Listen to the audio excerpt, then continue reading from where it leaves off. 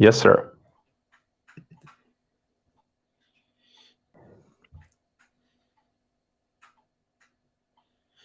We should be live. Strider, just hello. Good evening. Hello to everyone who is with us. Hopefully, you can hear us. Hopefully you can hear us. Yes, that's the first test we have to always pass, is the hear test. So if people will be able to start hearing us once you get confirmation in chat, then that should be all good. But Strider, welcome my friend. We've got again some interesting news that has dropped, quite big news in fact, the reason we have gone live. Indeed, very exciting news. And, for us in Europe, quite late. Yeah. But hey, it's a good thing to hear and read before you go to bed for a For good night's sure. sleep. For sure. And I think even in Fellowship of Fans, we're two ones who stay up the latest anyway. So I think True. we're all good. But hello to everyone in chat. Yes, Varkin, we are starting off with dwarves. Don't worry. Hello, Varlock. Hello, everyone else. Troy Hillman. I know we were expecting to probably have less people tonight because it is, and probably do that because it's shorter because it is really, really late. And a lot of people are probably asleep. But I think first thing we're starting off with is this picture of Durin in Khazad-dûm, presumably. And I think, again, what we're seeing are those epic dwarven characters which have armor which covers their beard as well. So this first one is Owain Arthur as Durin the Fourth, I believe. So yeah, Strider, what are your first thoughts? Well, I think like Hitya said that he seems to have seen better days. I was very confused by this photo. Like, what happened to him? It's honestly very puzzling to me. I don't know if maybe somebody has some cool theories that you can share it in the chat, but I don't know what's happening. But it's a very interesting photo, and I really like the armor. It looks pretty dwarven to me. I like the beard guards. It's really cool. What do you think, man? I think, could this maybe be after the rock breaking contest where things get quite feisty and heated up? So maybe Durin is still annoyed after that. That's one of my theories. I think going into it. So, but I think overall, I think someone I think's already started translating the runes on the wall, etc. But I think again, I think this set looks great, and I think interestingly enough, even looking at him, when we did a leak about a year ago, we talked about how he looked like one of the ones from Game of Thrones. I think I've forgotten his name, and he does really look like that here. I think the Wolfsbane one. I think Tormund. Yes. Yeah, Tormund the Giant's Bane, I think. Yeah, he looks very impressive. Honestly, he looks like a very, very dangerous fighter. Like he definitely has that level of presence that Gimli had as well. I think he may look even tougher than Gimli. Indeed. And Strider in chat, I Yeah. think it says, I think we've already started to get some translations. Troy Hillman said the translation mentions Mahal, another name for Ayule. It'd be interesting if we get any name drops of Ayule at all. And then apparently, so that's a nice interesting touch already from this. So I think, again, I think someone else has mentioned, could this be after the cave collapse, or maybe, sorry for some Walking people. said it. Yeah, Walking said it, or spoiler alert. No, somebody else said it. Sorry there. Yeah. I'll give a 5-second spoiler alert. 5, 4, 3, 2, 1. Maybe this is after the potential death of Durin the Third, and he's angry after that. So that's another scenario. Or after the mine collapse scene, maybe Durin is really, really injured. What do you think? Yeah, I think that is a good theory, but I don't know. It's confusing for me. I think it's not the case, but it just has that vibe of him coming into like some deadly duel or something like that, because he looks like ready to throw down. But it could be that maybe they are like that it is after the cave collapse. I think that's probably the best theory so far. Yeah. But I mean, we don't have not much to go off. Also, hello to Tolkien in the chat as well. Yes, Simon Tolkien. We actually accidentally revealed Simon Tolkien about last year as well. So that's quite interesting. So we'll get into that near the end. So we're firstly going through these. But yeah, I can see Strider, the reason why, that could be said. But I think overall, how much you just quickly go over. I quite like this. I'd give it 7, 8 out of 10. I think someone mentioned it doesn't look too clean. I think a recent theme between Rings of Power images is, does it look too clean? This and that. And I think we've been seeing. I think Ramsey even talks about it in regards to Newman. But I quite like this one. What about you, mate? Yeah, I really like it, and I like honestly the beard guards are. I think the main impression for me. They just. Yeah. I always wanted to see the amazing masks that the dwarves of Novgorod had in Near Idiot. It's specifically mentioned there that they have this really long masks that protect also their beards. So it's cool to see it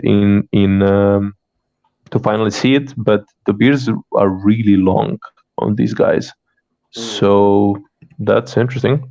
But yeah, I like definitely this picture.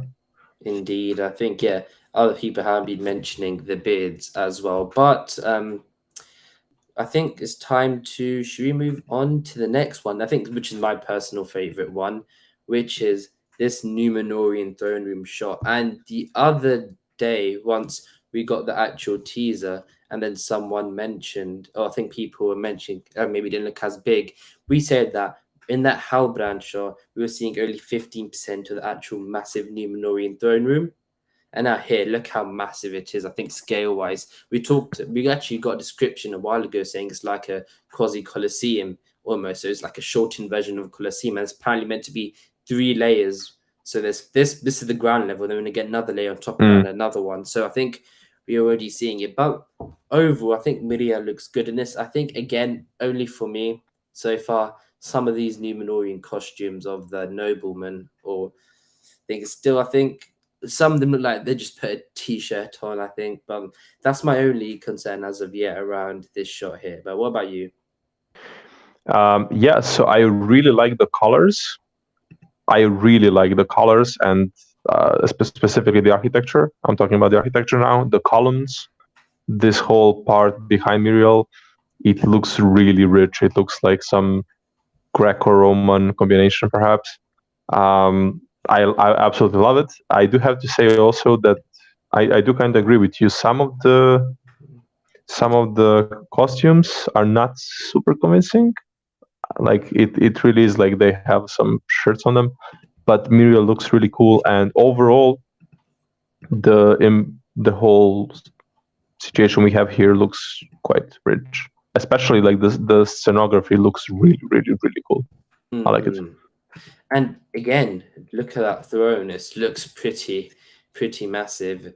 And I think it's interesting that we are seeing Muriel there.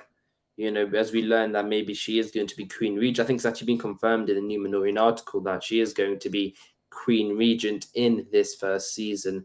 So it looks like she will be she's a person that we're going to be seeing on the throne. Of course, lore-wise, people, I think it's fair to say, how that happened.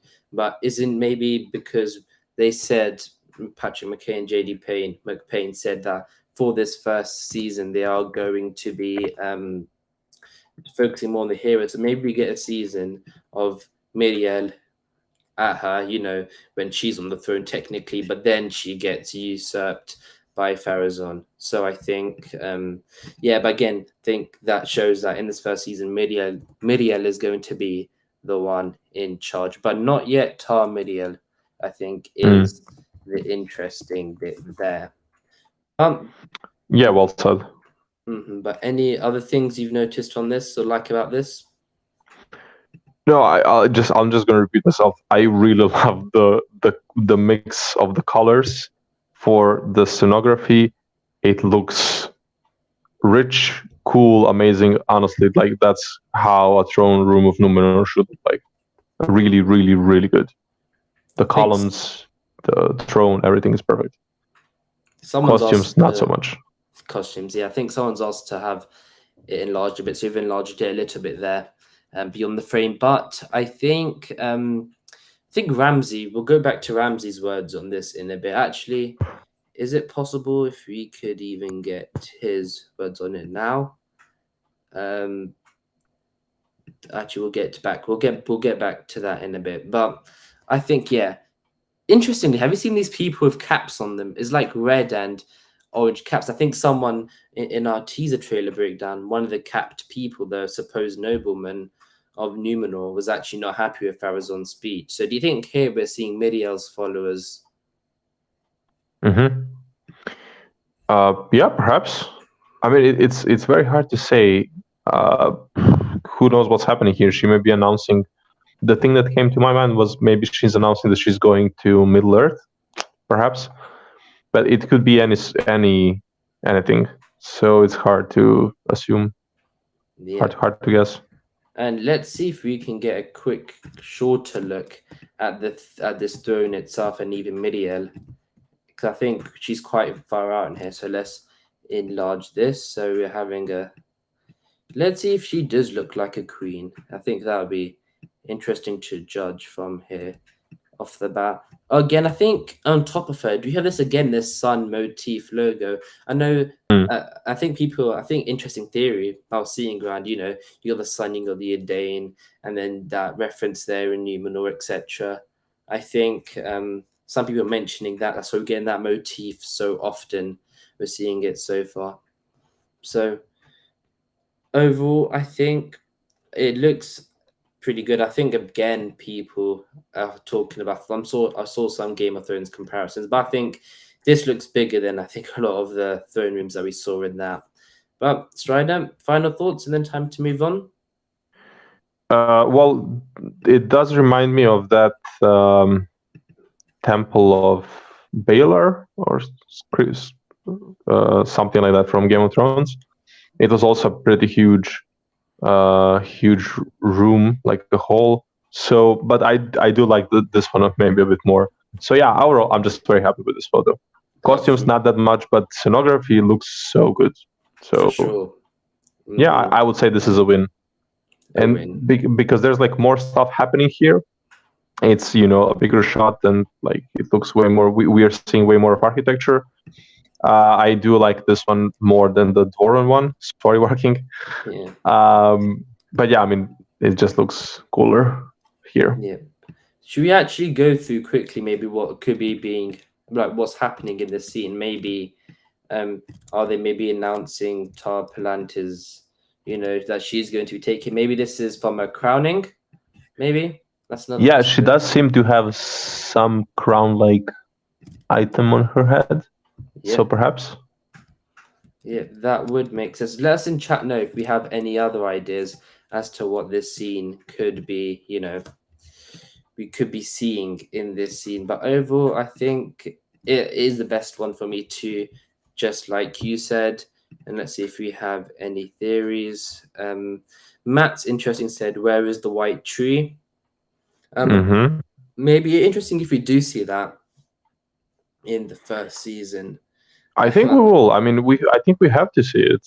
I think they'll want to set up that white tree from the start, and I mean, it's pretty important as a symbol of friendship between elves and So I think we'll see it. And there's like also the theory that those petals from the trailer are from the white tree. It's like maybe some sort of a warning sign and so on. So I think we'll see it for sure. Sounds good. Yeah, I do agree. And I think Varkin's getting angry that we're talking so much about and we're saying it's our favorite. But yeah, it is our favorite. But next one that we have up here is we have, interestingly enough, Galadriel and Elendil in probably Numenor but for some reason, I've got a theory. I don't think this is in our Menelaus or the coastal capital. I think in that scene when with the picture we have them riding, I think they're riding away from the coastal city, which is the capital, and they've gone somewhere else. What do you think?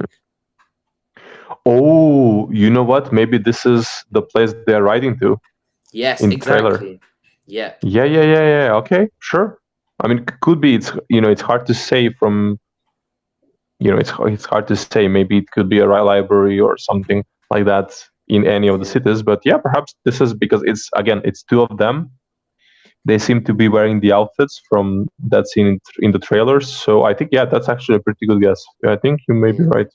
And even when I first saw this show, when I woke up, I thought this was a House of Dragon shot for a second, because a lot of those, Mm. this is like more of like a grounded shot. It's less bright, like compared to probably this one here. You can see already like how much brighter the colors poking out. But here, it seems more grounded, is how I'd say. And also, people are saying one interesting thing people have noticed is, could we be seeing Narsil in this photo right here? Mm. Yeah, I don't know. Like we had that leak a while ago. That sword that has been the most the sword we've been seeing around. That it's not actually Narsil, but I don't know. Like this sword does feel like it could be a Narsil. So I don't know. Now it's quite confusing. But the thing is, like, as somebody said, I think it may have been Barking perhaps or somebody else. Like we've been seeing this sword so much, like it would make sense for it It not to looks be Narsil. different to the But other ones we've seen in the posters. It does look quite different. Let me put it on yeah, screen. I was also going to mention that the hilt does seem a bit different, but then what's it called in English? Like the apple of the hilt, the Yeah, the yeah. circle. It again, it's like it seems to be the one that we've been seeing before. So I'm not sure what to think. I think this is a theme which is gonna keep on. We're gonna keep on coming to and back from but I think, interestingly enough, I saw this beforehand, but Kyle has again mentioned it in chat, Mm. is that we might be seeing, once I get the full photo back up, we might be seeing the Star of Arendelle in the, was it top right or top left? I think on both. I think it's on left and on right. Left and all right. So we'll try and find that quickly. But interestingly, again, if we are seeing the Star of Arendelle here, yeah, we can see it right there. It's between the lamp in the middle and between the entertainment exclusive on the right. I think that's it in the middle, but I'm quite far from it. But again, we're seeing this iconography. What do you think? Is it a nice touch? Yes, absolutely. It's a really cool detail, and if they continue doing this, I think that's a really nice nod to everyone, and it shows the dedication to details. So like this is a very encouraging, one of those tiny little encouraging signs. I like it. And overall, as Warking said, and I think some other people in the chat, generally speaking, this is just like a really, really good shot. The whole scene is very nice. And interestingly, something we haven't mentioned yet, we see these bottles on the shelf on the left-hand side, and they're going through parchment. Like, what could they be, looking for here? Because maybe they're going to the beginning of Numenor. Maybe this would be a good way to give like a flashback and exposition to the creation of Numenor, how that all came through. Because Galadriel and Elendil proclaims her lineage in front of the throne room. So we're going back, House of Finarfin, etc. So maybe they're uncovering some lore here. Then once they find out this lore, do you know what I'm trying to say? In the Lord of the Rings, the Fellowship of the Ring, when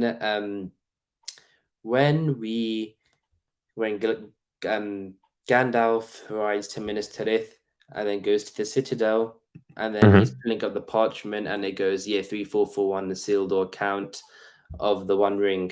Then it explains it like that. I think maybe something like that could be happening here. Yeah. To get a scene like that, yeah, could be.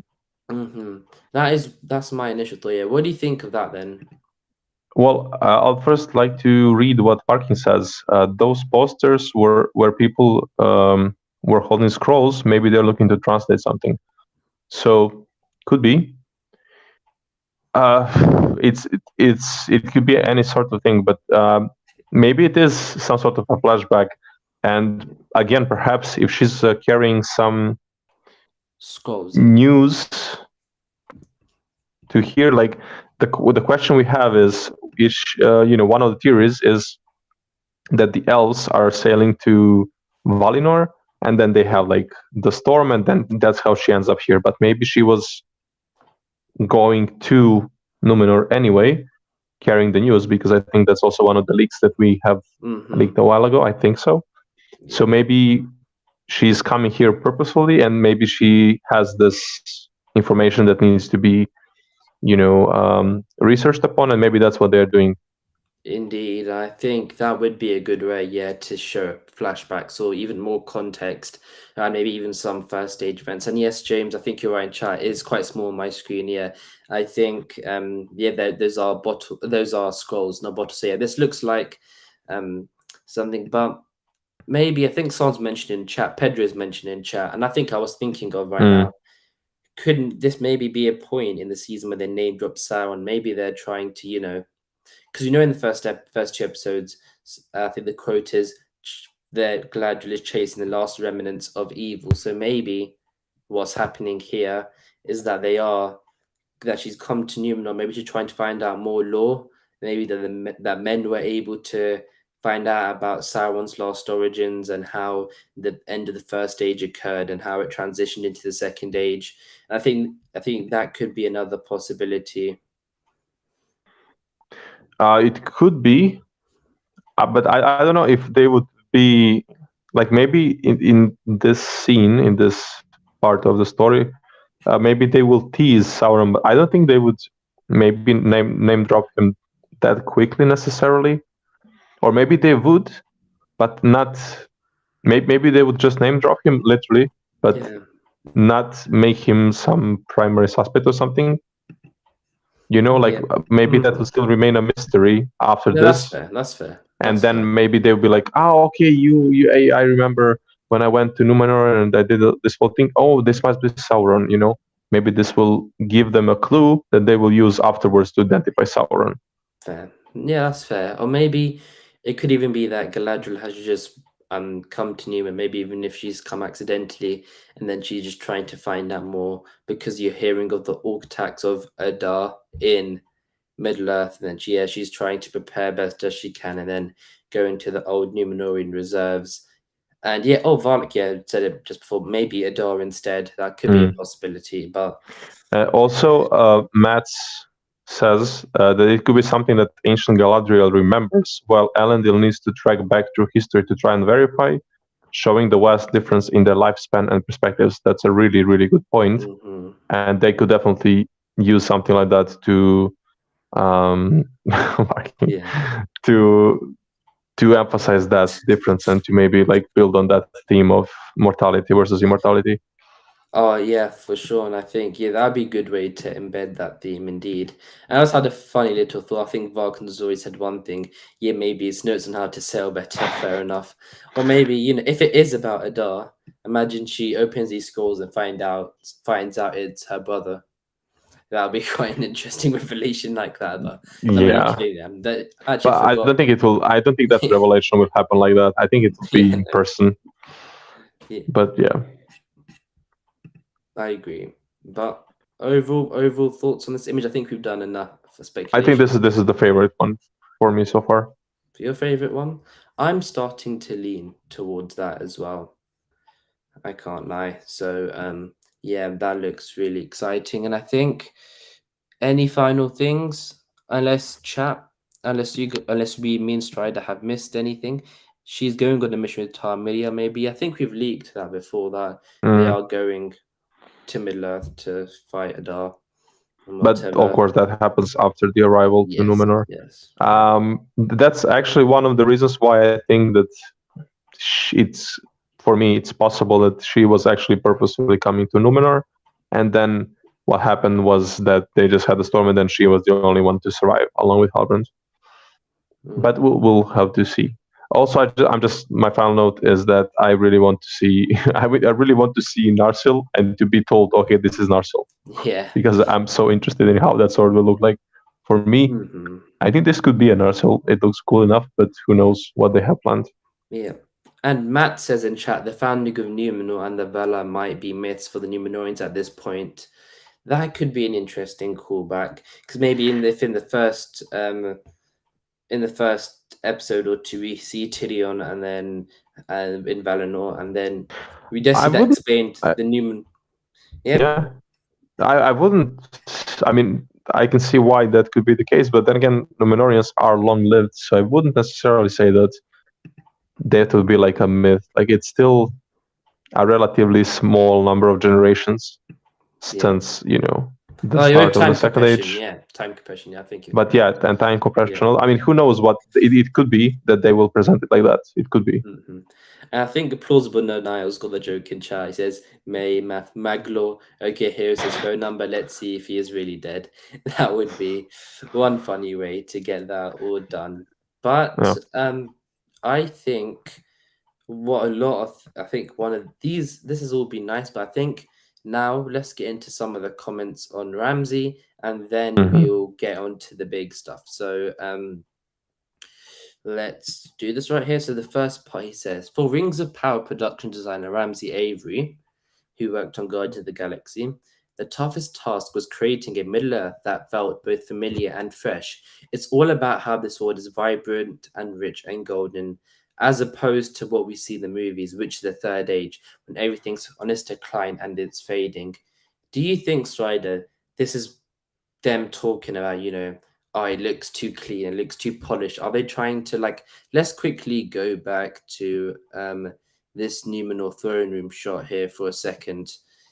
Oh, it's pretty thing messed up right now. Hmm. But the point you're getting here, look how grand. Like, even if you went into when we went to Minas Tirith and we went to the throne room um in the Lord of the Rings, it did not look as vibrant, as upbeat, as grand. Of course, we're in the declining rule of the stewards and Denethor at that point, but here we're in Numenor. Oh, and it's grand. And then we have Ramsey here saying, as opposed to what we see in the movies, the world is vibrant, rich, and golden. So do you think this is what the point he's trying to make here?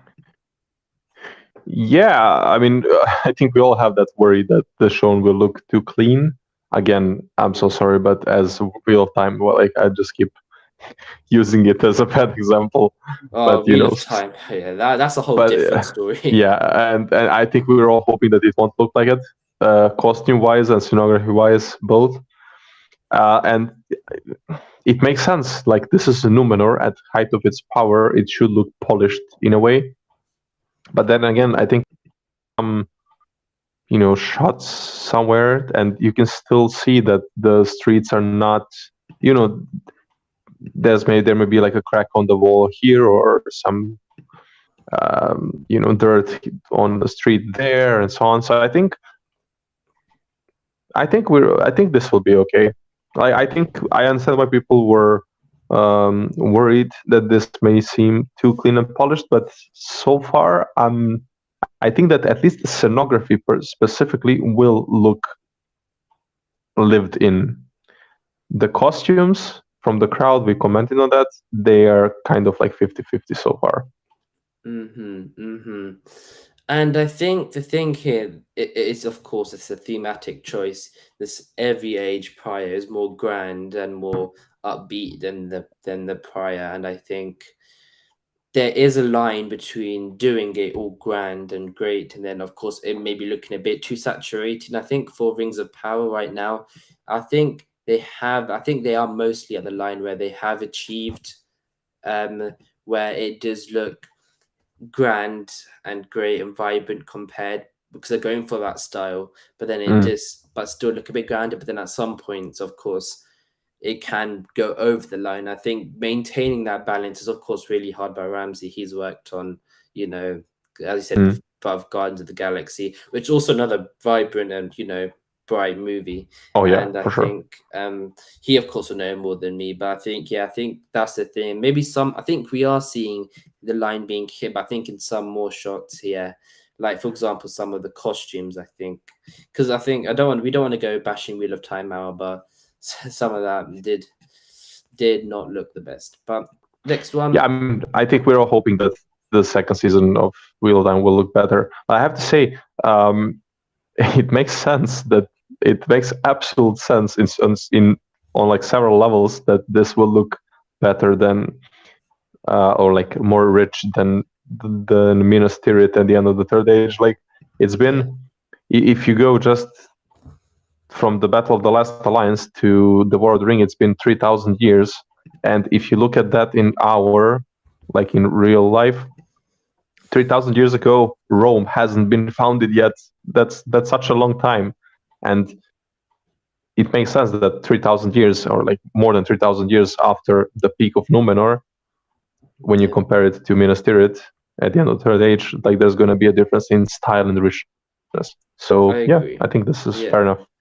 Also, as Pedro says in chat, maybe we will see the decline of things across this season. So maybe this is just a first season thing where it's bright, then show that gradual reducement and decay to where, people, I think someone said before, the cinematography and Lord of the Rings is 1,000 times better. Maybe by season 5, when it's the War of the Last Alliance, it will become more gritty and more, it will look less, right in your face, etc. But moving on to this next one. So just tiny thing. I had a thought the other day. I'm pretty sure, like I'm 100% sure that we will have significant time jumps because Anarion is apparently a kid, and Isildur is very young at this first season, and we need to see them found kingdoms and father children by the end of the show. So just in terms of Anarion, there's going to have to be time jumps and significant time jumps. So I think we can definitely count on them doing like this decay, at least to a degree, during the show. But I agree. But the next one, the elves, for example, have a lifelong love of nature. So the architecture of Lindon is almost Gothic in style, filled with tall tree-like columns, and I can't say that word, arboreal details. For Khazad-dûm, Avery wanted to depict the legendary mine as it was before the dwarves got greedy, and, interestingly, the Balrog moved in. So instead of using harsh lines and gargantuan statues, this early version is far less severe, but no less grand. And then he says, we thought, well, let's go back to the true nature of the dwarves and how they are of stone and of flame. Avery says, their architecture and even their clothing is much more sensible. There's a sensitivity towards the stones rather than forcing their will on the stone. So Strider, after that's been up now, we're going to pull back up the one of Durin right here. So so yeah, do you think you're seeing what Ramsey's saying, like for example in this still? Well, I mean, it's hard to see from this one specifically, but I mean, you can see the right angles. Some few more. So continue. Yeah. You can see the right angles, and it's clear what they were going for. But the trailer shots, even more so, you can see that is what they're going for. They want to make this obviously a dwarven, like a grand dwarven home, but it will feel more lively than, of course, what we saw in the movies, for example. And there is, of course, a clear contrast between the elvish and the dwarven architecture, and I think it's very important, and it's important to keep this distinction, of course. And I so far I liked it. Yeah, for sure. And what I'm going to do right now, well, in the meantime, I'm going to pull up what Ramsey said, and then also at the same time, what we're going to do is get up this. So we have, I'll just keep it like this. So we've got this shot of Khazad-dûm. It's right, if you don't know, it's one where Elrond is being walked in with those two months. So then let's go back to what Ramsey has said. So so he says, well, let's go back to the true nature of the dwarves and how they are stone. It said their architecture and even their clothing is much more sensible. Their sensitivity towards the stones rather than forcing their will on the stone. So, chat, looking at this image on screen right now as well, do you think we are seeing what Ramsey's trying to say? Yeah, for sure. I think on this specific shot from the trailer, you can see that it looks like they found a way to live in some sort of harmony between the rock and the other natural elements. To say, like, you just look at here, like, you have stone, you have the greenery, which implies that you have to have some sort of maybe fertile type of land or something, like, not fertile land, but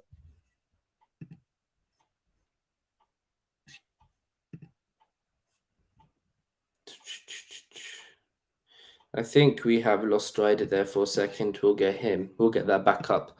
We'll get that sorted. But in the meantime, yeah, chat, do you think we are seeing what Ramsey said here?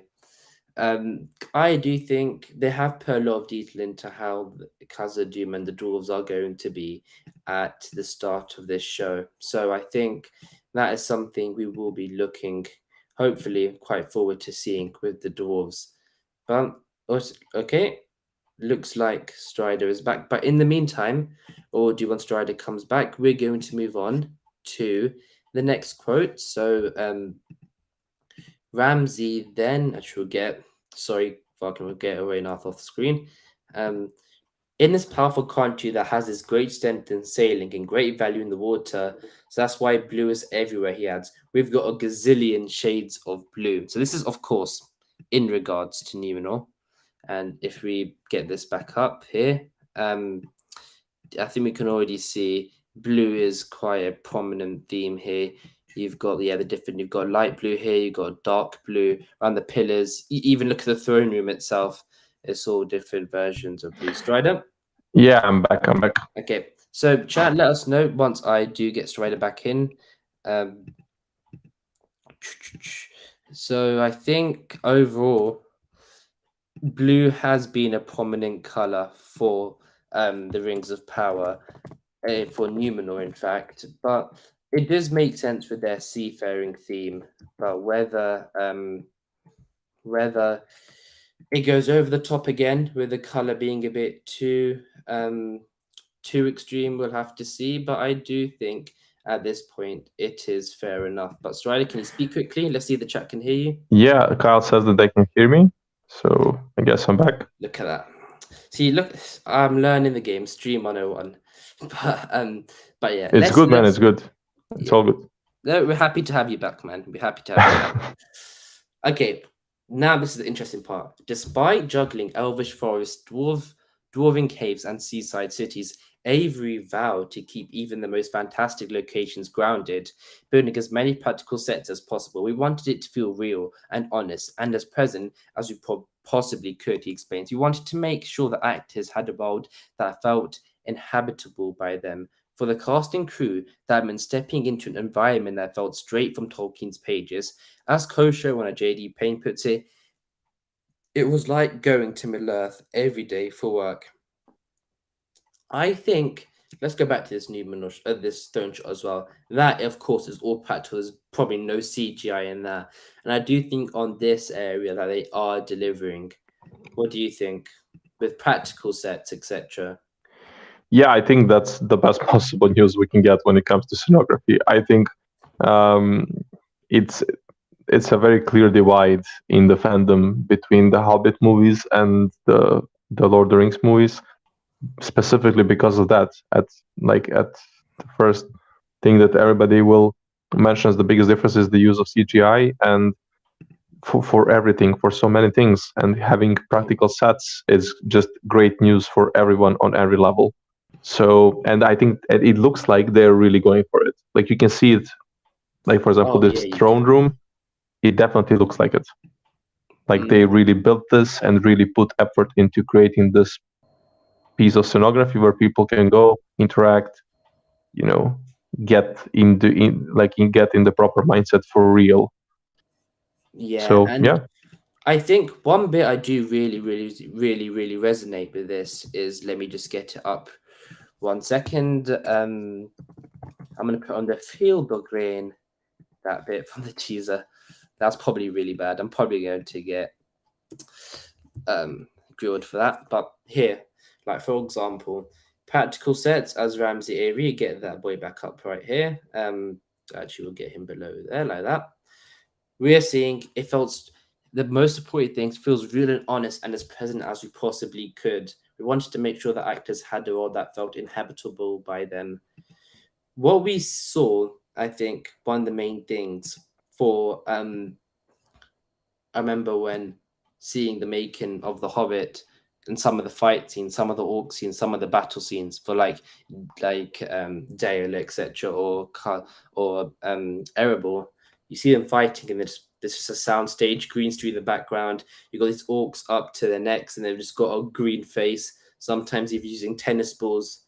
But now seeing a fully built human village, Bronwyn's village, right here, that you can probably over 4 or 5 months build a connection to, probably think that this is my village, and then seeing it burnt and attacked, it just gives, like, also not only for the actors but everyone else, you know, even for extras, it helps. It gives that extra more value, and I think, as Ramsey says right here, improves, you know, possibly could make sure actors had a world that felt inhabitable by then. I think walking onto a set like this and it's just one of the examples. I think again, let's go to the dwarven one right here.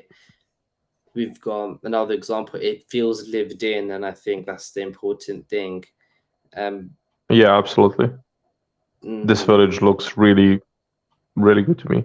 Yeah, I think Troy Hillman. Yeah, around Celeborn and Celebrian, they told us that he is going to be in the show at some point. So no, he's not dead.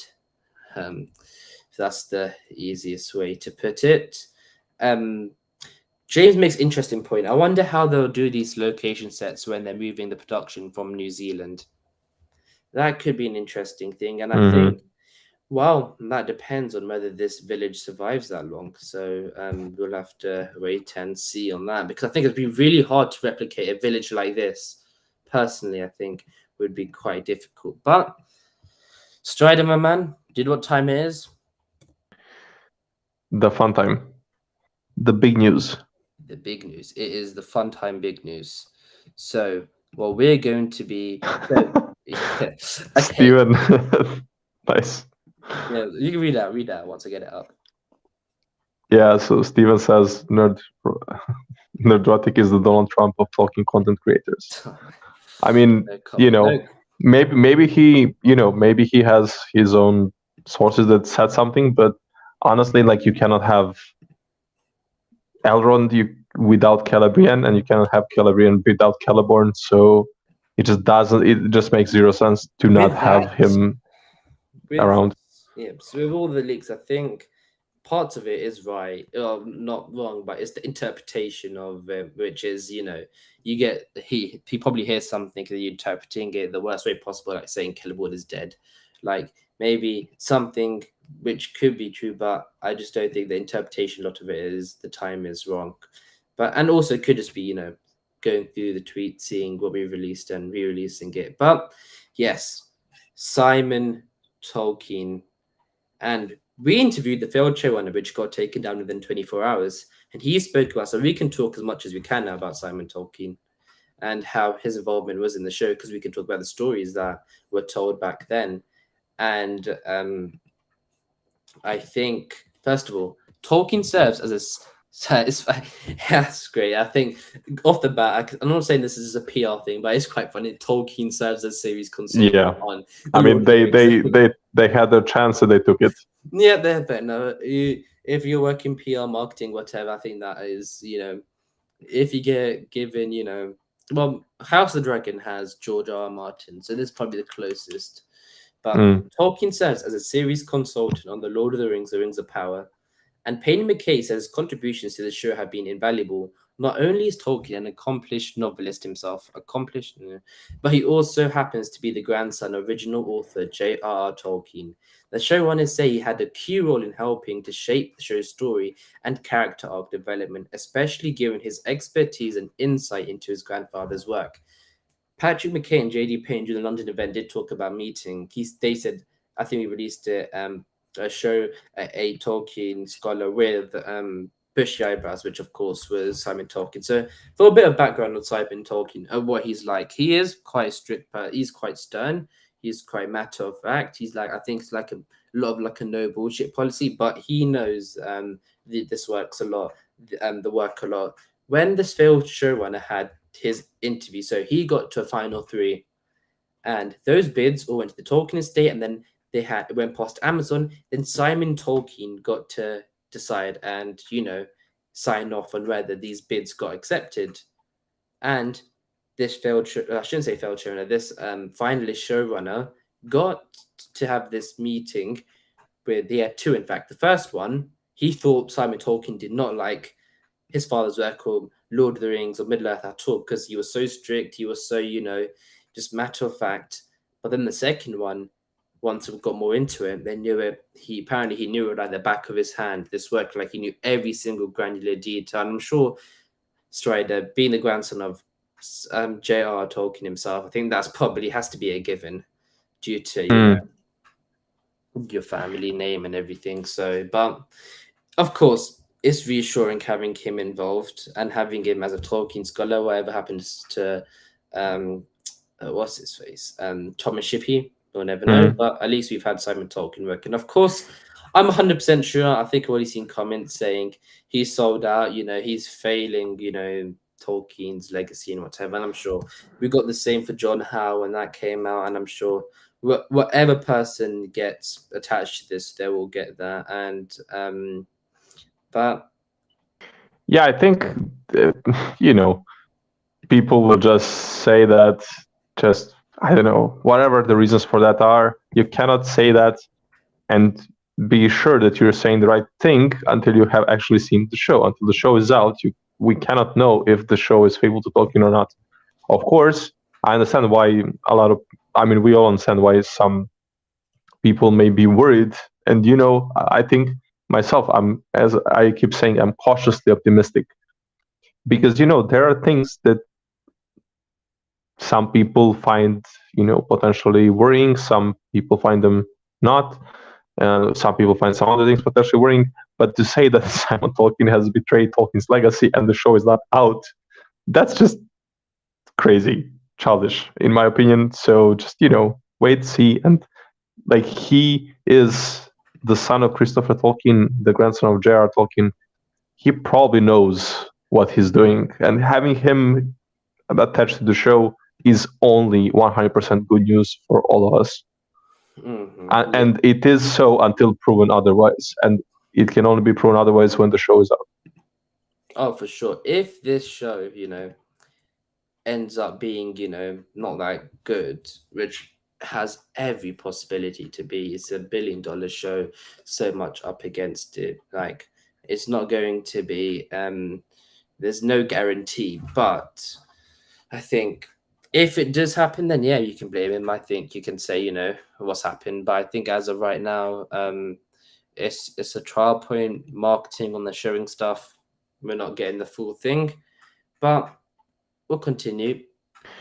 I have to say, just a second. There is, that room.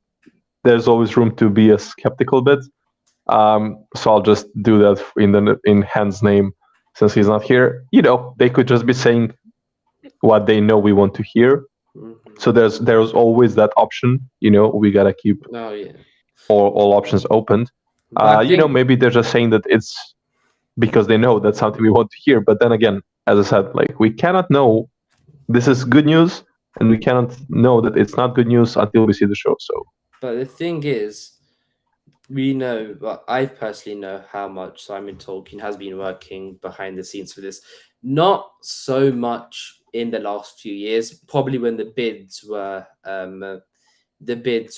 coming through, and deciding that and getting it off the groundwork like Brian Cogman. I don't think he was there every single week doing this. And I think people talking about PR move, like, I think to be fair, Tolkien serves as a series consultant. Like, of course, I think that's a bit cringy to hear. I agree with that. I think strategy can give, of course, the PR move, you know, is that's what all of these articles, everything coming out for is served to be. But I think we'll see what more he says. I think even in this article, let's get back into it. He doesn't say too much.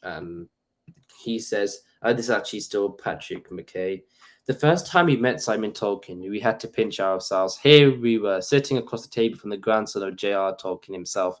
And that was only the beginning of what was proven to be an extremely enriching and rewarding dialogue. His insights, attention to detail, and passion for both the characters and the overall architecture of the Rings of Power are woven throughout the pages of our story. Working with Simon has been the experience of a lifetime. And I think, of course, that is nice to hear and know, and that he has evolved to that extent. But it continues in a statement to Entertainment Weekly. Tolkien also celebrated the partnership, saying, "I have enjoyed assisting Amazon Studios in connection with the series, and in particular providing input to J.D. Payne and Patrick McKay on matters including my grandfather's original writing." And again, I can say that this did happen. I think we have a whole interview where this person talked about talking to Simon Tolkien for hours. But to the extent that is happening in the most recent years, I think it's just a more, pre-production thing that was happening here. Once things are overdone, same with Thomas Shippey, same with Brian Cogman. First, once it gets underway, then we get, into it. And and I don't think Simon Tolkien, realistically, working on this, someone's going to say Celeborn is dead, and he's going to go, yeah, we'll let that pass. Yeah, sure. I mean, Celeborn die. it's just Celeborn cannot be dead. No, he's not going to be working on that. It's just not. That's just not going to happen. Yeah, I would bet so much money on that not happening. Literally, that's how confident I am. I don't think we even heard from Christopher Tolkien when he gave his pledges. One of his that the characters have to stay, they cannot die. So like they can't just kill off Galadriel in this show just because they can, even though it's not connected to the Thorn trilogy. But I say they're not going to do this with Celeborn here. And I think those who die have to die. Those who live have to live, and that's it. See, that's the man who's been on the show and knows it all. Great job. But I think then there is more to this article, I believe. I hope so, because it'll be interesting to see more of Simon's insight into all this. But overall, Strider, him being involved, how much does that raise your excitement at all? Oh yeah, sure, yeah, definitely. I mean, still, I just this is my favorite book, my favorite movie, so I really want this to be good. So I also really don't want to be heartbroken. So I will continue being, as someone in the chat said, I'll continue sounding like a shill and just say I really keep myself cautiously optimistic, but I am definitely getting more optimistic by the day in the last few weeks, because there have been so many things, so many reveals that are genuinely good stuff.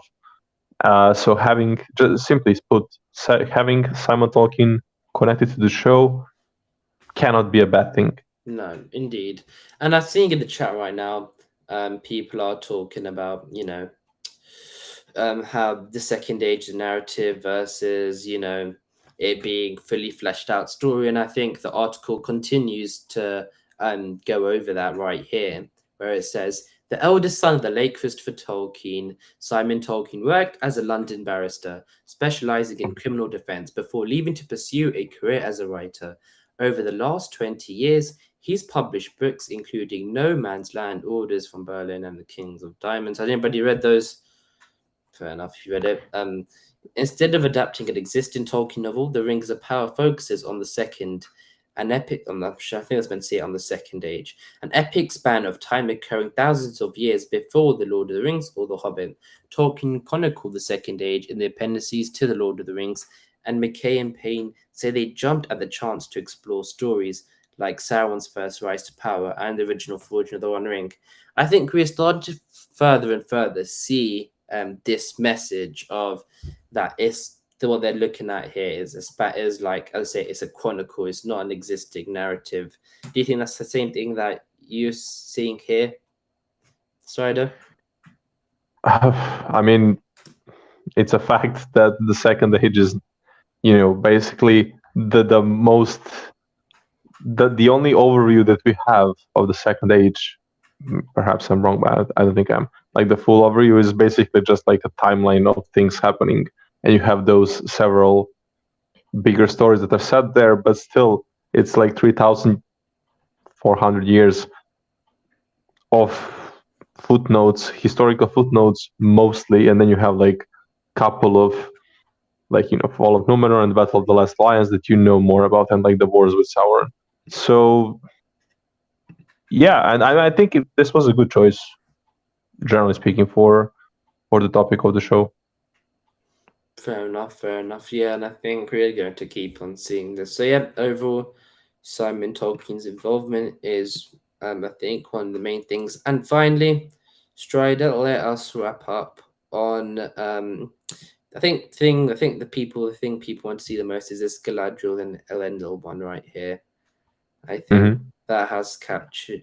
Probably, I think originally I thought the Throne Room one was good, but I think I agree with Arkin and others and you as well. This is the best one. So overall, we've had quite a lot of drops. Let us know, chat right now, out of 10, how much has this done for you? Has this, made you excited, made you more concerned? How influential was this drop? I think is the best way to put it. And Stride, I'll also forward that question on to you, man. Well, I'm definitely good news for me. I really like the photos. I really liked the new things that we learned about the whole thing, and of course, the Simon Tolkien news. It's definitely good news. It cannot be bad news. But I'll just go back to the photos. I like this one. I don't know. Maybe the throne room. The throne room looks so rich, so well done. It's really, really, really good. So I don't know. Do I like that one or this one more? I think maybe this one, but whatever. I'm excited, and I just one thing I want to say. I really hope that Elrond at some point will arrive to Numenor, because if it's his dad up there, yeah, basically, like, he is more connected to Numenor actually than Galadriel, because of Elros and of course Arendelle. So it would be cool to maybe see that at some point. But that's just like an extra thought on my part. But overall, I liked this, and it was a pleasure to be here. Thank you everyone who tuned in. It's actually quite a lot of people, like 102 at the moment. So thank you all so much. Maybe hit that like button. And and thank you for being with us. Oh, for sure. And Princess Twinerd says, I will admit that my excitement for the show has diminished a lot. So should I still watch the show? And I think one thing this show has, no matter what, for even people saying, everyone's still going to watch it. People saying, someone said Simon has drunk too much Coca-Cola, and then we go above. So saying this is going to be Woke the Rings in the chat. But end of the day, despite people saying this, the reason why a lot of things like that, campaigns or whatever, mostly fail is because even our curiosity, people are still, even if going into this is going to be the shittest thing in the world, because it's Lord of the Rings, because the $1 billion show, you're going to, even if you have no idea of what's going on, if you hate it the most, people are still going to tune in for at least the first season, the first few episodes, to find out, what's going on, how it's going to be like, and whether, of course, that doesn't resonate for season 2, 3, 4, but for this first season of the show, that is always going to be so Tori Hillman says Fellowship fans could speak to this better, but I think Tolkien talks that they would be showing Feanor but not referring to him as such, likely the same with the Oath Outrageous. So they were given an example of rights, and they didn't specifically say they're going to be showing Feanor. They said, for example, they give, I think either one of Feanor's sons' names, and saying, we cannot say that we know who his father is, of course, in reference to Feanor, but we cannot specifically mention that. But you guys going into the show will know that. So that's what they're trying to say. They're trying to say that even though they don't have the rights for maybe potentially for Fëanor himself, he was the father of, like, for example, MacLeod will still be Fëanor, you know. So that's what they're trying to say. No, even though they don't have the rights to it, it will still be Fëanor. That was a point they were trying to make. I don't think they were confirming seeing Fëanor, but we could see that happening. But I think fine. I think Comic-Con. I think is the next thing. We will be live for that, for Comic-Con. I think actually an interesting thing that we can get up quickly is that Prime Video have announced that there's actually going to be a live thing for the Q&A. So we'll be live for that. So I think that is going to be quite exciting. Strider, we're not sure if you're going to be there or not, because you might be working, right? Yeah, probably not. Sadly, probably not. No. But at least we got an hour of you today. I think that is. Yeah. It was really cool to be here tonight. So It was a nice chit chat, just you and me and the chat. Yeah. So I think we're just going to have to wait until Comic-Con. We've got that does look quite exciting. Maybe we do get actually started. What reveal, and also in chat, what reveal do you think would you like to see the most from that? What would you like to see? Oof, that's a really good question. I don't know. I was so hung up on Numenor, and now we finally got it. Like, I've been, campaigning for it for months and nagging everyone with it, because we haven't seen Numenor until, like, what, 2 weeks ago, 3 weeks ago. So I don't know now. What I want to see the show, man. Yeah. Like, I don't think I have anything specific. I don't think I have anything specific I want to see. I just want to see the show. Or actually, the reveal I want to hear is, I want them to go out and officially tell us who did the music, because there has been, like, we leaked some things before, but there's been such a back and forth, and now there's been, like, this new scandal of sorts that Bear McCreary was removed from IMDb or something, Yeah, he's not. So it's like, no. I mean, something like that happened, So that's what the thing I'm hoping for. If there's one reveal I could pick for the San Diego Comic-Con, I want them to get out and say, this person did the music for the show, these two did, or whatever. Spider, I want them to clear that up. What happens if maybe we get to see, and the people at Comic-Con get to see Bear McCreary doing that live? Oh yeah, that would be amazing. Like what they did for Kenobi show with John Williams. Yep, and hopefully ends up better than Kenobi as well. Please. Yeah, please. The writing, that would be really cool. And I think a fair worry for the show so far that I've seen for this Rings of Power is dialogue, and I can 100% see that as a possibility. But I think it's 1:30 here, probably 2:30 for you. I think it's time to wrap up. Thank you, Stride, for coming on, my man. Thank you, man, for having me here. Always a pleasure. Thank you to everyone in chat. Thank you, Kyle and Varking, for moderating and being in the chat tonight as well. And also thank you to everyone in the chat as well for contributing, as always. As I can see right now, Varlock, Stephen, Troy, Ty, Leon, Pedro, Matthew, etc. So sorry if I haven't said your name. That's all I can see on the screen right now. But yeah, thank you for to Kyle and Varking. It's always a pleasure to see your names pop out anywhere. So, for sure. And I think the next time we're seeing you guys, hopefully, is Friday for Comic-Con thing. So yeah, I think we'll be seeing you guys then. So catch you later. Bye. Bye. See you guys.